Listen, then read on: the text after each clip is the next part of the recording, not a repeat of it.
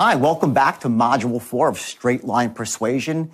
Now, this particular module here is absolutely crucial in your ability to persuade and influence people. See, here's the deal. At the heart of influence is your ability not just to sell someone an idea, but on something much more powerful, which is your vision of the future. At the heart of everything, people are never going to, do business with you or buy into your goals that you might have. What they will do, though, is they'll literally give their right arm sometimes to be part of your vision for the future.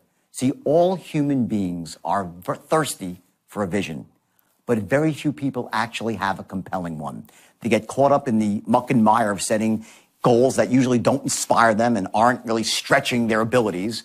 And more often than not, what really holds a person back from being successful is not that they set lofty goals and miss them, is they set very minor goals and hit them. See, the opposite of great is not bad, but I'll tell you what the enemy of great is, and that's average. So you're going to learn here very important things about creating a vision for your future, about how to do that. And I don't mean just, a vision inside your head. I'm talking about how you actually see yourself and your family, the people you love and care about, how you see yourself in society, how the moves you make on a day-by-day basis will impact everybody around you and improve the quality of life, not just for those in your immediate circle of influence, but from people that go 3 and 4 levels down. It's like ripples on a pond. You throw the rock in the pond, you see a couple of ripples, and they spread out, and they spread out, and they spread out. When you have a compelling vision, that's precisely what happens. Now, included also in this module, you'll see some things about body language. And I put this in there for a very precise reason, because what happens is when you're actually sharing your vision with people, remember, only 9% is the words. The other cues, as we talked about before, is tonality and, of course, body language. How you make eye contact, how you hold your body, those physiological unconscious triggers that you create in somebody else by the way you look, by the way you sound, and you give off that unconscious understanding that you're a person of influence, that you're a force to be reckoned with, that you're almost a tour de force in your own life. And when you get to that spot, and you'll get there at the end of this module, you're going to find that force inside you I spoke about, and it's waking up more and more. And you're going to go out there afterwards with a newfound confidence and an ability not just to be a goal setter, but to be a visionary. And once you get to that spot, influencing those around you becomes really, really easy. So enjoy the module.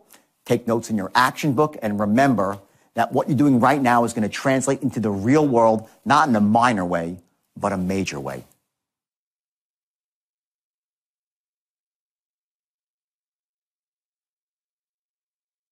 James Cameron. You all know who he is, right? Avatar, right? When he was interviewed, he made a statement, and he said that, my way of success is that I set really, really lofty goals.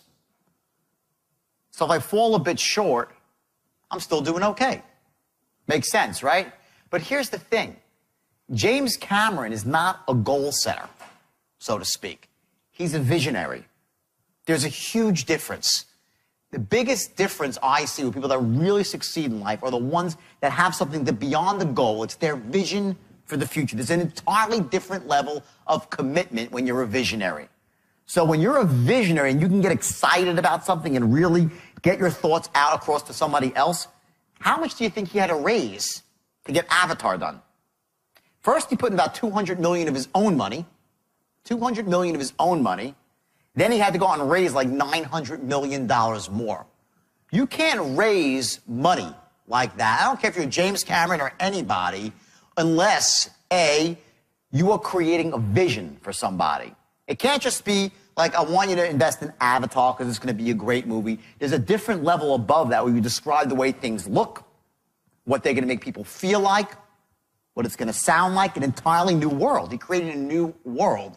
That's how you raise money for something, by being a visionary. People will never buy into your goals. You understand what I'm saying here? If you want to get ahead in life, you're going to need other people to want to come along for the ride, to want to buy into your vision with their time or their money. Their time or their money or both. People don't buy into goals. Your goals are your own. You can't sell someone else on your goals. But everybody is thirsty for a vision. people will buy into your vision because they don't have their own. Most people do not have a vision. They go around, and we were taught because this great tape came out in like 1959 called The Strangest Secret by a man named Earl Nightingale, and it was powerful. Anyone here listen to The Strangest Secret? I suggest you do. It's very old, and a lot of it's outdated because what's happened is the language, we're going to get into language a bit later when we go to language patterns. The language has lost its power.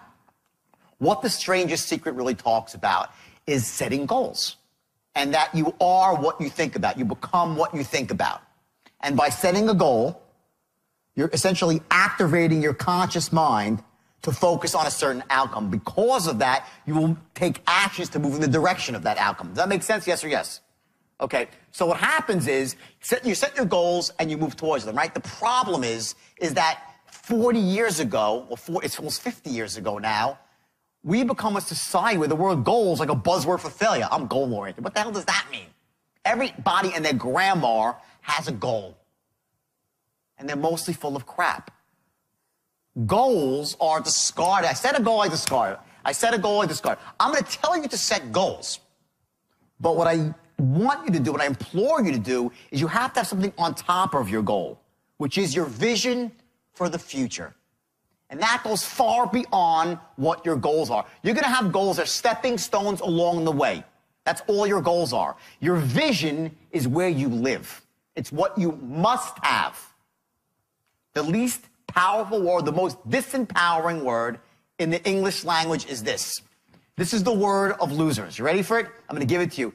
It is the stupidest word in the entire English language. You want to know what the word is? Very simple. Should. It's the dumbest, most ridiculous, most disempowering word in your vocabulary. Tell me what you should do. What should you do? It's the most, it's a word, well, I really should do this. I really should. It's crap. If you want to succeed in life, and this word is attached to any goal you have or any action you should take, it is worthless and self-defeating. Knock this word out of your vocabulary. What's the word? Who knows the word? Anyone know?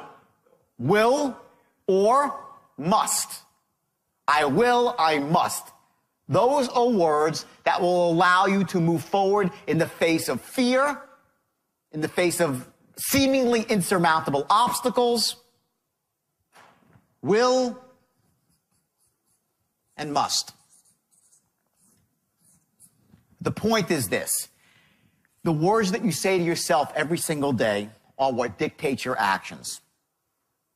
Bottom line. You have to set a goal, but on top of the goal is got to be something infinitely more powerful and personal to you. And that's your vision for your own future, how you see your life going, how you see yourself living, your family, your children, your parents. Can't rely on the government. God knows we can't, right? To take care of our families or ourselves. Social Security is nearly bankrupt. And whatever they do give you, I got my social, I'm sad to say that I'm older, but I actually got something. Maybe you get this too when you're younger. I got a thing saying what I'm going to get at the age of 65. It was scary. Like $1,100. It's enough to pay for my diapers when I'm in a nursing home. Okay? That's what's going to happen if you don't take control of your life. You know that at the age of 25, this is something from The Strangest Secret, they polled 100 men, and of those 100 men, they said, how many of you want to be rich? And all 100, I all want to be rich, right? But at the age of 65, only 1 is rich, 4 are financially independent, and the rest are broke. What is it that causes a person to give up on all their hopes and dreams between the age of 25 and 65, so most of them live a disempowered life and act like creatures of circus? So what is that? What's that X factor that ignites people like you sitting in a room to really want to live your life at the highest level? I'll tell you what it is. It's not the goals you set. See, Earl Nightingale said it was goals, and back then it was true, because back then the word goals meant something different than it means today. Right now, goals are buzzwords for failure. You set a goal, didn't work. My goal is to lose weight, didn't lose weight. Next goal, my goal is to lose more weight, next goal. My goal is to get in shape, next. You don't take them seriously. a vision that relates to you, your family, how you see yourself from the outside. That's called dissociated. Write that down. Dissociated. How you see yourself in your own mind when you make a picture in your own mind. That's your vision of how you see yourself living. And then you step into that vision and you associate in, A-S-S, associate, to give yourself the feeling, let the feeling wash over you about how you see yourself in the future. That sits on top of your goal. This is your star on top of your goals. Your goals are here, beneath your vision. They're stopping points along the way. Sometimes you're going to hit them, sometimes you're not. The mistake people make when they set goals is they invest their happiness in the outcome. They set a goal, say, I got to get to $150,000 in commission this year, and I'm going to work my ass off until I do. And until then, I'm not going to allow myself to feel happy. That's a recipe for disaster and a recipe for failure. You set a goal and you detach yourself from the outcome. It doesn't matter whether you achieve a goal or don't achieve a goal. Of course, you want to. Your goal for the goal is to achieve the goal, right? But your happiness is not dependent on the outcome. Or else you're going to sit there and say, I'll be happy when I get there. How many people have set a goal, achieved it, and said, is that all there is? I have. I know lots of people have. If your whole outcome in your mind is dependent on achieving the goal, you're going to live a very, very empty, unhappy life. Waiting for these little blips in time when you actually hit a goal, and you're like, all right, the goal's now, what do I do now? What's next? Okay, I can get the boat, got the boat, what do I do now? I need a bigger boat. My problem when I was 25 years old is I really didn't have any meaning to what I was doing, the meaning of it all, my why. I didn't really know my why. Okay, I was making money hand over fist, rolling in it. So I said, well, the first thing I did was what? I made $650,000 in one stock trade. The first thing I did was not buy a house. I bought a white Ferrari Testarossa. Why? Because Don Johnson was driving one in Miami Vice. I had to have it. The next thing I did, I went out to the West Coast and I checked into the Regent Beverly Wilshire Hotel. Why? Richard Gere did it in Pretty Woman. Took the presidential suite. It was the best. And I'll tell you the third thing I did, okay, which really screwed me over. I modeled myself from TV and the movies. There was one guy, this belief, and those are beliefs, by the way, that were installed in me since I was that big about what is success. Success is a white Ferrari Testarossa. Success means being able to go out to the West Coast with a hot-looking blonde and check into the presidential suite. Success means whatever we think it is. We're all different. Okay, but the one belief that screwed me up the most, that really, it destroyed me. I would sue the bastard if I could. There's one guy who really installed the belief in me that screwed me. You know who it was? Bingo. Gordon Gekko. Greed is good. That's what he told me. And I was 23 years old. I looked up at the big screen, and this guy was sitting there saying, greed is good, greed cuts through, greed bullshit. Greed is not good. Greed is destructive. Greed doesn't cut through and clarify anything. It's ambition that's good. It's passion that cuts through and clarifies. Hard work. Greed is destructive. As soon as you become greedy, and I'm saying this for a reason right now because you're going to find after we're done that you're going to start making a lot more money really, really quick. I just want you to have your head screwed on straight, not because I'm so smart, because I'm smarter than you or above you. I just have been through a lot of pain in my life, and I made a lot of mistakes by having a gift to close and to teach others to close. And I thought it was all about making as much as you can, as fast as you can, and my ethics went flying out the window. And I lost that and paid the price. Greed's not good. It's ambition that's good. It's ambition that clarifies. And you will see on those lines, using the things that you have learning here this morning so far, especially this afternoon, we're going to get really specific on tactics and on strategy of how to close. And then we're going to hammer it home tomorrow. You're going to find that your commissions are going to soar. And if you're managing other people, it's going to be like turning a key to get them to perform too. That's how powerful it is. But if you go out and it's just about money and try to send it in as quick as you can, it's going to end badly for you. I don't want you to go down the road that I went through and have to make this whole transition where I had to go away from my family, come out, write a couple of wild books about it, and somehow they're making a movie now and Leonardo DiCaprio is playing me. Leo DiCaprio is playing me in a movie coming out next year. He's the wolf. And like, everyone's like, wow, Leo's playing you. And I'm like, yeah, I'm sort of honored. I wish it was for curing cancer. It's not like, he's playing me, and it's sort of like it's good. And hey, my life has meaning on many levels, as a cautionary tale and as a motivation story. Cautionary to what happens when you take something that's really, really great and go hog wild and lose your ethics. It's motivating to know that any one of you, with a little bit of training can become fabulously wealthy. Fabulously wealthy. As long as you're willing to do the work and follow the system. Because everything we do from this point forward is going to feed into these three things. What are they? What's number one? We'll do sharp first. Second is what? Enthusiastic as hell. And three, force to be reckoned with. An expert. You're a force of nature. A tour de force. These three things, everything that we do is going to feed these three things. And here's another one.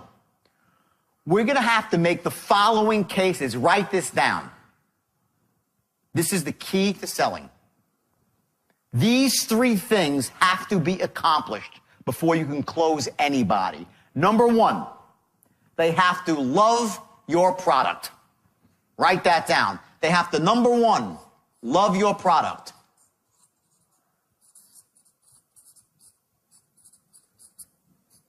I can't write. I can't physically write English. It's the weirdest thing. I can type English really, really well. Okay, I can't write. Love your product. Number two, they have to trust you. Trust you.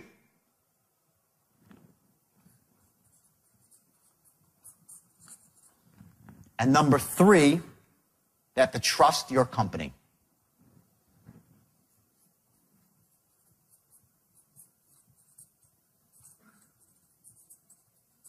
These three things, when they're not, if any one of them is missing, people will not buy. Think about it for a second. I'm a salesman, and I'm selling you a car. Selling you a car, right? Let's use car sales, because it goes to any sales. All right? You come down to the dealership, and you love me. You've known me, in fact, for years, and you know I'm a trustworthy, honest guy, and I really always do the right thing. In fact, you know my dealership is just the same way. We're charitable, we're altruistic, give money away to the right places. We always stand behind our product, reputation for great service, right? You love me, you love my company. But you know what? You think my cars stink. Will you buy a car from me? Yes or no? Not in a million years. You will not buy a car from me if you don't love the car. If you like the car, will you buy it? Okay? If you're pitching somebody a loan modification, okay? And you get them and you go through the whole thing and then you say, what do you think? They're like, sounds pretty good. Are they going to buy? Never. It's not enough they like your product. They have to love your product. They have to think it is this. Write this down. The best thing since sliced bread. The biggest mistake salesmen make is they try to close with emotion because they read some frickin' sales masters. People don't buy on logic. They buy, oh, yes, they do. People buy on logic. Hello. We're not stupid. If you try to impulse somebody without logic, maybe you can get them for a moment. They'll renege. They'll change their mind. But closing without logic is fighting a serious uphill battle. If they don't think your product is the best thing since sliced bread, you are in serious trouble trying to close them. So let's do it now. You hate my product, you love me, you love my company, sorry, sell me something else. Next scenario. You love the car, you've always wanted this car, and you love me. I'm a great person, I'm trustworthy, I'm honest, I'm altruistic, treat my friends well, have a good heart. But my company's shady, and you just know, because you've heard from everybody around town, that they ain't going to do the right thing. Will you buy from me?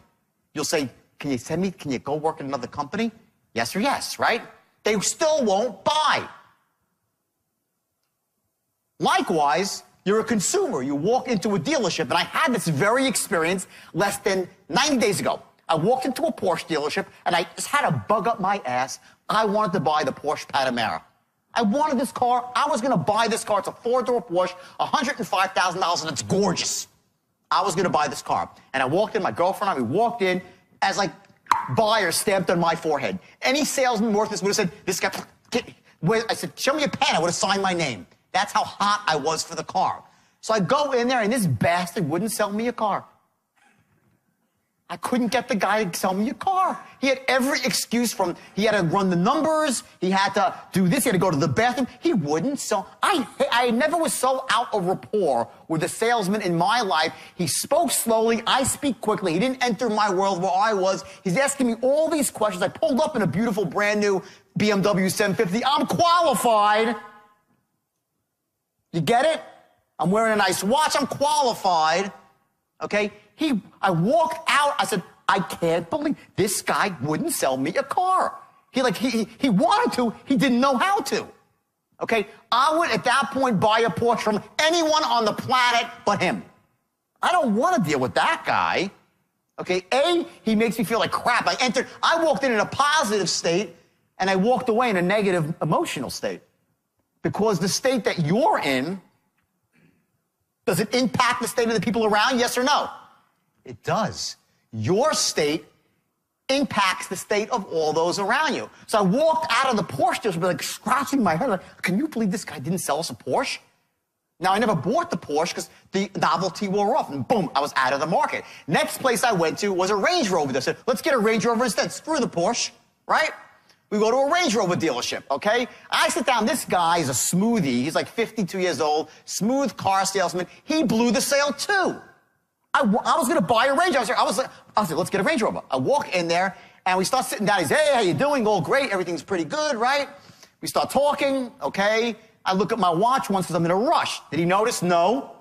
Okay? He says, well, you have any family? He's trying to create rapport with me as he's doing some numbers. I said, I have a son. He's a soccer player. Then my girlfriend says, oh, yeah, my son, we have to leave soon because he's playing basketball in the league. Well, that was it. I heard for 20 minutes about his son that played for North Carolina back when Michael Jordan played for North Carolina, and how he's assigned basketball from Michael Jordan. 20 minutes. The guy went out because he thought he was creating a rapport with me. And finally I said, you know what, pal, you're a nice guy. Email me a quote. He had never got around to even giving me a quote. Now, if this is a straight line here, okay? If this is the straight line, and your goal is what, right? The promised land, to make a sale. This is the moment I walk into the car dealership, right? I walk in, right? Now, what's the first thing he has to do? Gain rapport, gather intelligence. Before anything, I instantly, boom, right? So he has a couple of seconds, right? 4 seconds flat to do that. The guy in the Porsche dealership, he failed. So I stayed there for a little while until I left, okay? This guy got me for the first 4 seconds. So here it is, right? In the perfect world, I would have walked and said, hey, buddy. He said, hey, how you doing? I said, don't talk to me. I want a car. Or we'll have a Range Rover. I want the black Range Rover. Great. And I'm right down the straight line, right? I go, boom. That's the perfect sale with nothing. I'm just yes, yes, yes, yes, yes, and I close, right? I walked in the great. How you doing? Great. We spoke for a bit, and we start going off the line. Because I didn't go right for the say, I want the car. I said, hey, I want to come here to look at some cars, okay? If I say I'm here to look at some cars, okay, am I on the line or off the line? Well, I'm off the line, believe it or not. I'm almost on the line, but I'm here. If I said I'm here to buy a car, I'm on the line. Someone calls you up and says, I'm interested in credit repair. Are they on the line or off the line? They're off the line, slightly. Are they in the ballpark? Yeah. They're probably in that first archetype. They want to do it now. But they're not on the line. They're slightly off the line. This is the concept of controlling the sale. So watch what happens. So I walk into the car dealership, okay? I'm close. I'm here to look at a car. I'm interested in buying a car. We start talking. Oh, you have any family? You have any family? We start talking. He sits me down. He says, yeah, great. Oh, your son plays basketball? Yeah. My son. And he's off to Pluto. This is your boundary. Above and below the line. It's in these areas where rapport is developed and intelligence is gathered. When you go outside those areas, you're done. You're completely out of rapport. You're in Pluto. You've lost control of the sale. You're not pacing, leading, nothing. Nothing's being accomplished, and chances are you will lose the sale. So the idea is, in a very elegant and effective way, is to gain rapport and gather intelligence. Right here. Tightly, not too far off the line. By doing that, you're moving the sales forward, you're gathering the necessary intelligence to close him later. See, the intelligence, watch what happens. The intelligence that you gather here, you're going to use in the back half of the sale to start narrowing down what it really is that's holding him back, and using his needs to make an airtight, logical case, write this down, and make an airtight emotional case, both. Airtight logical case, airtight emotional case, as to why he should be buying when? Now. Now. It's not enough that he should buy now. This is goal-oriented selling. There's no 10% rapport or 30% rapport. It's all about rapport. And it's all about gathering intelligence every step of the way. Every word is deliberate. Every tonal pattern you run is deliberate to elicit a certain emotion. And each one brings them along the line. And if at any point along the line you realize that A, they can't afford it, so to buy it would put them in a bad position, you stop and don't force the sale. You don't force the sale if they should not buy. Because what will happen is when you get into rapport with these people and you run a couple of language patterns, they'll say yes and do it, and they won't even know why. Have you ever been, one of the things you're going to find when you finish this training here, you're going to start seeing people trying to manipulate you. When you go to buy stuff, you'll start saying, oh shit, now I know why I bought that stuff. You were straight line without even realizing it. Now, maybe they didn't call it the straight line. Someone ran a pattern on you and broke a couple of your core beliefs and made a case to buy now. And boom, you did it. And you're like, why the hell did I buy that? Who's ever bought something after you're like, why did I buy that? Okay? That's why. Someone ran a language pattern on you that interrupted your logic center for a second. They made an airtight logical case, airtight emotional case, why you should buy now. They asked for the order. Bam, you were in rapport. You did it. That's how we work. That's how we make our decisions. We run movies in our head. To every decision, we say, decision, okay, should I buy? I run the movie in a split second of what it's going to be like and what I'll feel like after the purchase. How will I feel owning this product and using it? How will it make me feel?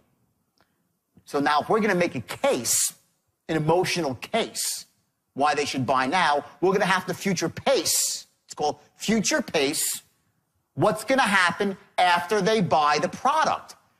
You're going to, using words and tonal patterns, you're going to create a picture of what it's going to be like and how great they're going to feel using your product and being known as a person who makes smart decisions. Very important to people. Not just how they'll feel using the product, but how they'll feel about themselves for having made a smart decision. How they're going to look in the eyes of their family, in the eyes of people in their neighborhood, and also the fundamental shift it makes in them as human beings, that in the past they were held back from making decisions because of limiting beliefs they had. That power that they get now for making a good decision is awesome. And all that comes along the straight line. So back to this page before, or maybe it's 2 pages before, okay? What are the 3 things, okay? Number 1, they have to love your product. Logical case. This is the logical case. They must love your product. It's the best thing out there. Will they buy it? No. They love it. 2, they must trust you. And in trust comes a couple other things. They must like you. They must trust you. And also, extremely important, they must know that you what? Care. Now, how do you say it? I really care? You can't say that. But you can imply it with your tone. And it's so powerful that you'll be such tight rapport, they'll be hanging on your every word. That's the level you have to get to close everyone who's closable. I heard a story today. Someone told me, yeah, I hired this woman for my company, and she went out and she broke all the records in the first 2 weeks, and we thought she was live. You know what? Did we taped her? No, she's just great. I'm like, well, how good does she sound? She sounds awesome. Oh, no, duh. She sounds awesome. Why do you think they're all buying from her? She sounds... I didn't say she is awesome. There's a difference. I didn't say she is awesome. What I said is she what? She sounds awesome. There's a difference.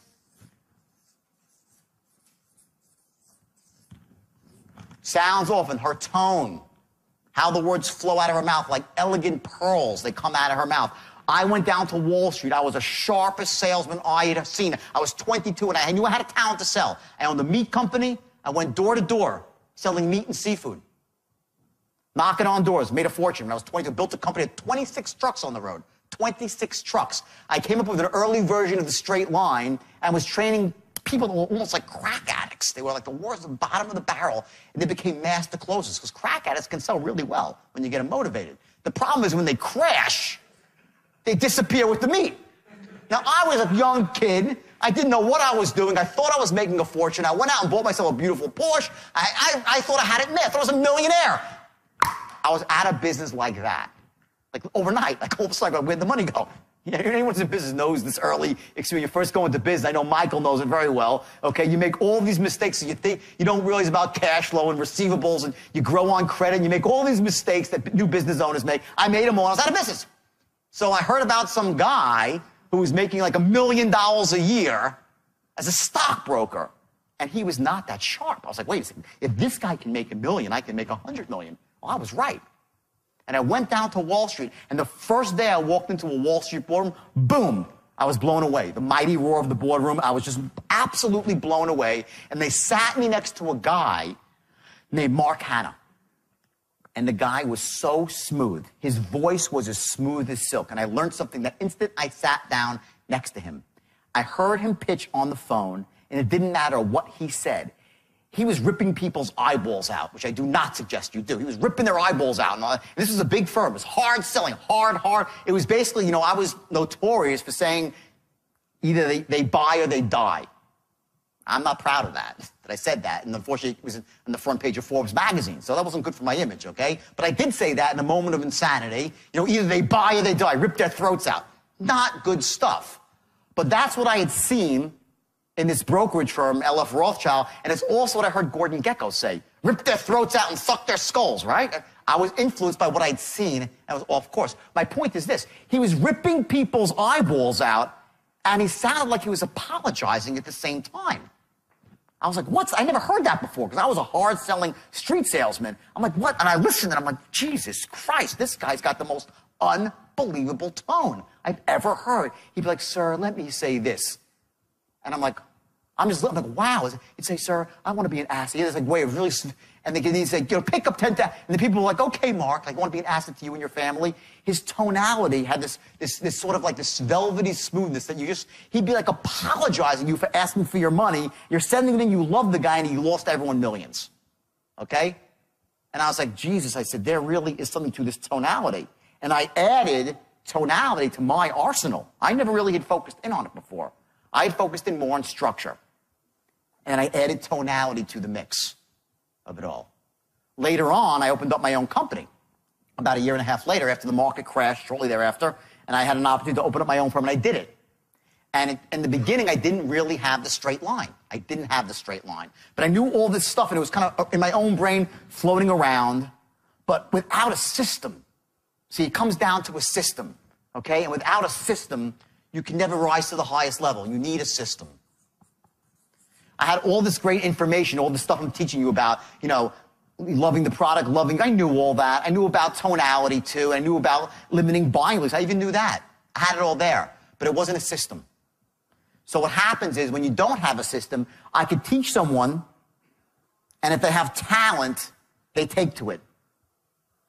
But since it's not a system, if I teach someone it's not a natural, they can't take to it. You get it? It's hard to teach somebody when it's not a turnkey system. I want everyone for 1 second, this is a very powerful exercise. I want you right now to think, okay, close your eyes for a second. Everyone close your eyes.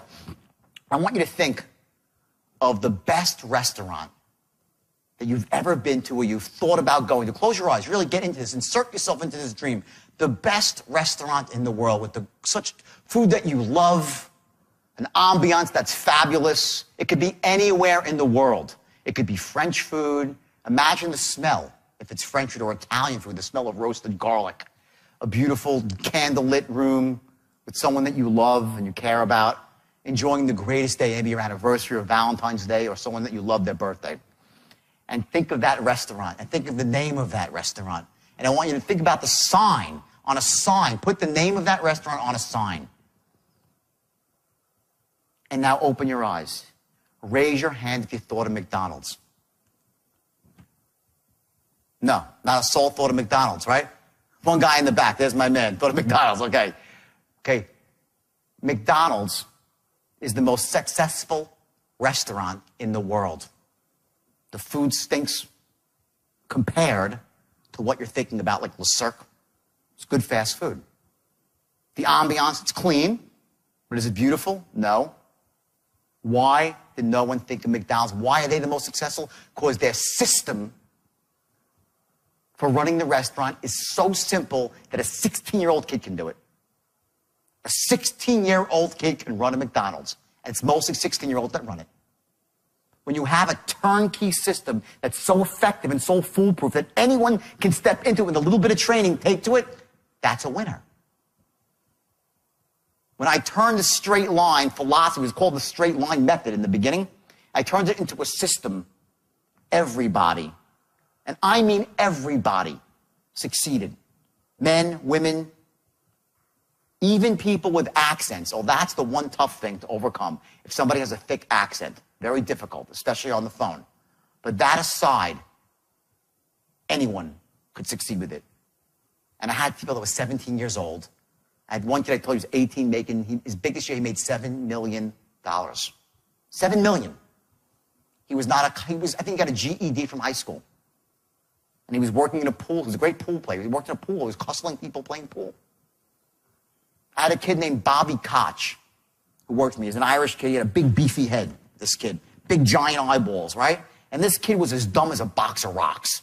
He was really, I'm telling you, he had an IQ just north of Forrest Gump on 3 hits of acid. That was Bobby Koch, okay? Bobby Koch came to me with all the desire in the world. All the desire in the world. His New York accent was so thick, it was like sludge coming off the words. Bobby Koch had never read the Wall Street Journal in his life, and if he tried to read it, he wouldn't know what it meant. He just wanted to be rich, and he believed in me, and he believed in the place he was working, which was Stratton in the early days, when you could walk in and you were like, oh my God, the wealth was dripping off the walls. So Bobby sat down behind a desk, one of the first 25 people that was in the firm, and I trained him like we're doing here every day. Just imagine this every day for 2 years. With tonality and structure. You have to learn the looping of the straight line. Just imagine all that for years. Bobby was one of the only people that didn't take to the system. It took him 3-4 months. He was barely getting by. Now, barely getting by was making $150,000 a year at my company. You were considered a piker. 150, you're a piker. No one respect you. But he struggled and he struggled. He went out, finally, and he got speech lessons. I sent him for speech lessons to a guy named Sam Schwat, who was teaching actors how to do dialects, famous speech therapist. And Bobby went out and got speech lessons. He taught himself how to speak correctly. He read the Wall Street Journal every day. And guess what? By year one, at the end, he was making $1 million a year. Bobby Koch became an average year, making $1.3 million to $1.4 million with a vicious coke habit, vicious alcohol habit, a gambling addiction, all the vices. But because the system was so powerful, it didn't matter what. He could roll into work all screwed up, and he still soared. Okay? That's the power of the system. Now, to take it forward, many years later, my firm closed down. And guys like Bobby Koch, they made $1 million, they spent $1.1 million. That was their nature, to spend big and live big, to live the life. He was broke. Well, what do you think happened to Bobby Koch? He became rich again like that because he had the skill set and he had a system that worked. He went out into venture capital and started raising money and became wealthy, started doing deals, made a fortune. He went into, he was selling artwork for a while, an art, thing online or something he was doing, made a fortune. On and on and on and on. It's the skill set that carries the day.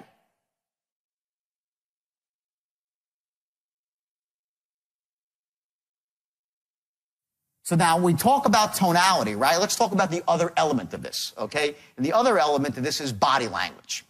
Let me explain to you about what body language really is. It's the management of space and time. Your space around you, the way you move throughout the world when you move into a room, okay? That's body language, okay? Men and women are entirely different. When you're selling a woman, when you're persuading a woman as a man, okay, you need to stand directly in front of her. You do not stand off to the side. And when you stand with a woman, you have to stand away at least 2.5 feet. Write this down. This is crucial. If you invade a woman's space, woman, am I right? If someone invades your bubble, are they out of the thing? 2 seconds, they're out, right? They're all laughing. They know. Okay, I see men, I used to call them space invaders. Who knows a space invader? You have a friend, everyone knows, like, you hate the guy. He's usually a spitter, too. And you're like, right? You know? But the worst thing is a space invader. He comes up, he's in your bubble, okay? When you're selling a woman, okay, you stay 2.5 feet back and directly in front, not off to the side, because she thinks she wants to see your hands, a woman. This is true. This has been tested clinically. This is not, I'm not making this up. I promise you. It's true.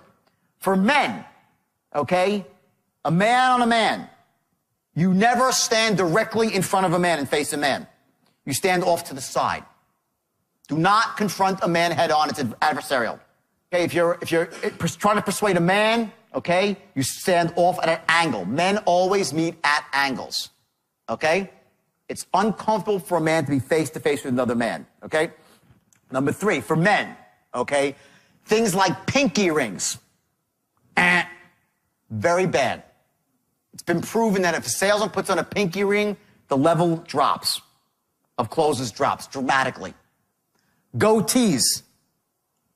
If they're really well trimmed, they can be okay, but goatees can be a problem. Facial hair. Just letting you know if you have one.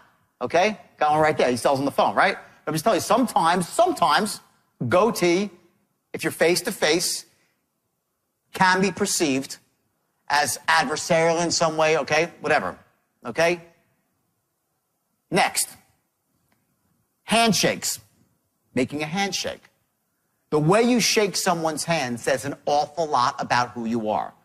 Okay, there's lots of different types of handshakes. Number 1, you have your basic handshake, right, which is a neutral handshake, right? You shake the same waist level, same pressure as them, right? That's your cooperator's handshake. That's your best handshake. Do not do the old nice to glean, the guys like that. People do not like that handshake. They will not buy from people that shake their hand that way. They're intimidated. They're intimidated, okay? That's an aggressive handshake. Conversely, you have the passive handshake, which is like this. You ever see this one? You go to shake someone's hand, right? Believe it or not, that's the ultimate power handshake. When someone is doing that to you, they're showing you they're trying to show you they're in power over you. Believe it or not, a wimpy handshake is from a man who gives you a wimpy handshake is showing you that they're in power over you. I was shocked when I heard this. I did research. I didn't believe it. And I actually found 5 sources. It said the wimpy handshake is the power handshake. Okay? So don't go out there trying to be all passive out there with somebody. Think if you shake their hand, they'll think you're non-aggressive and non-threatening. You shake the cooperator's handshake. Okay? Dressing for success. Okay? This is something I mentioned earlier. I went to a seminar with someone who I thought was a wackadoodle, this guy. Okay? But he's also brilliant. Some wacky people are really smart. I'm wacky, right? And I learned a couple of things there that really I found to be helpful when I train other salesmen. And what he called it was wrapping your package. And I hated this phrase, wrap your package. Stop it, wrap your package. But he meant wrap your package. It means dress your best, okay? It's called wrapping your package.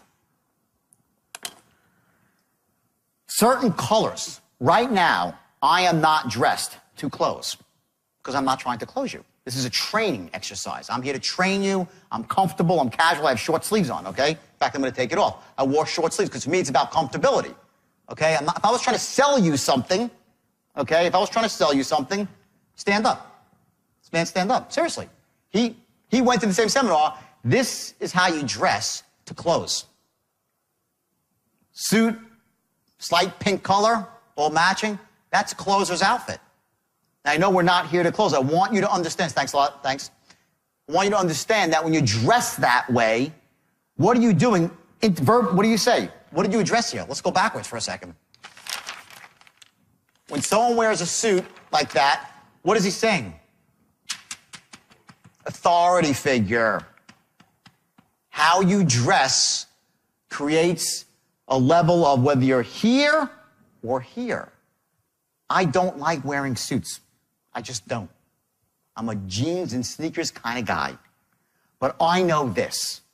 When I get up on a stage to close a lot of people, or if I'm going face-to-face to influence somebody, I'm going to wear a suit, blue, dark color, black, not flashy, gray with pinstripes, not a mob pinstripe suit, solid color, white, pink, solid color tie, clean, handkerchief to the highest level. You don't have to be that guy if it's not congruent with who you are.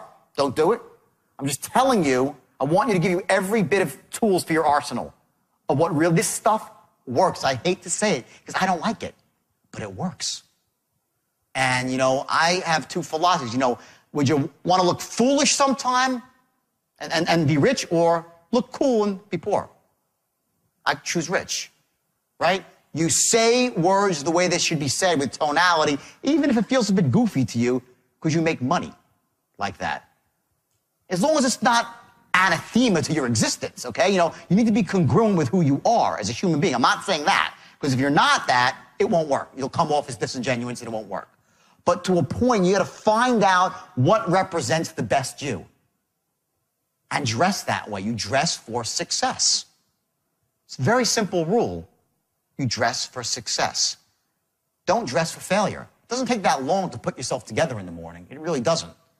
You know, and I'm not that, so I throw stuff on my body. I'm not a great dresser. I'm just not, okay? But when I'm going to close to work, I dress appropriately.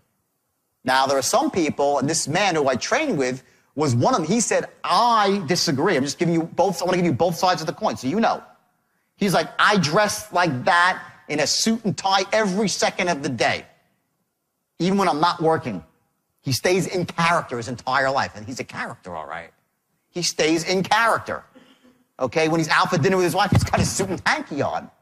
Now, I can't be that person, but there are people that say when you do that, and you're in character, you feel better about yourself, you feel like more of an authority figure, and because of that, you act on it, and you make more money. Food for thought. Wrapping your package. What I suggest you do, especially if you sell face-to-face, okay, you got to find out the dress code that works for you. Don't look like a slob. If you have a pinky ring, take it off. Take it off. Pinky rings have been shown to drop closing rates by 50%. 50%. Distrust. Now, if you own a gambling hall, maybe you wear a pinky ring, right? But not if you're selling cars. Okay, we spoke about discursive awareness. That's what the management is, angles with women and men. Okay, another thing, eye contact. 72% of the time, you must make direct eye contact with somebody in person. Less than 72% of the time, it drops off. Your trust. They don't trust you. When you make eye contact, okay, you're developing trust, you're an authority figure, and you're sharp. Matching and mirroring is what we spoke about. This is body language. When you meet somebody, let me just go through it one more time. I did it briefly before, but you can see my body, okay? Mirroring means that you're directly doing what someone else is doing. So you're sitting across from somebody in a meeting, and they go like this, so you go like this. And they look at you, and if they don't catch you, it's powerful because they start to then do this, and you do this. You follow their moves almost as they're doing it. And you get into very, very strong unconscious rapport. I trained with a guy named Dr. Richard Bandler. I don't know if any of you know who he is. He founded neurolinguistic programming, the technology of neurolinguistic programming. Very powerful. The guy's like nuts. He's half nuts, but he's amazingly brilliant. Bandler, B-A-N-D-L-E-R, Richard Bandler. Brilliant guy, and he's wild, and he really is one of the gurus that was behind the entire self-help movement in the 70s and 80s. He's the guy who trained Anthony Robbins, and he trained all this, Paul McKenna, this whole group of people that came out of self-help, 70s and 80s. And Bandler did these experiments with people with matching and mirroring. And when you mirror somebody, you get into massive rapport with them. The less offensive way is not to mirror, but to match. And that means when they go sit down on a stool like this, okay, and they, cross their arms, you don't, like, as they're doing it, cross your arms. You wait a few seconds, jiggle around, then you cross your arms, okay? If someone's sitting with their legs crossed, okay, then you wait a few seconds, and you cross your legs, and you settle into the same posture that the other person is. This is usually hugely powerful for gaining rapport in person. Don't underestimate this. It operates in a level you can't quite grasp. It's an unconscious level. Look at the opposite. Just understand. Let's say you walk in someplace and someone's flailing their arms about and they're just out of, like, you're in a calm state and they're in an opposite state. They're all agitated. How do you feel about that person? Out of rapport, right? You're instantly, you're standoffish, right? Well, just imagine the opposite of that. The polar opposite would be someone who moves just like you. Someone who speaks just like you. Someone who vibrates at a precise level and frequency that you do. That's what matching and mirroring is all about. To get into them in their world, to enter at the same level, and to slowly move that level up or down, depending on what part of the presentation or close you're at, to create the appropriate emotion that allows them to make the right decision, which is to buy your product. That's body language. Now, when you're on the phone, you can't do all that stuff. You have to accomplish it all through tonality. And a lot of us sell on the phone. And it's more and more because, we're phone, internet, right? We do stuff on Skype. They can't see your whole body, whatever it might be. Okay, it's going more towards that.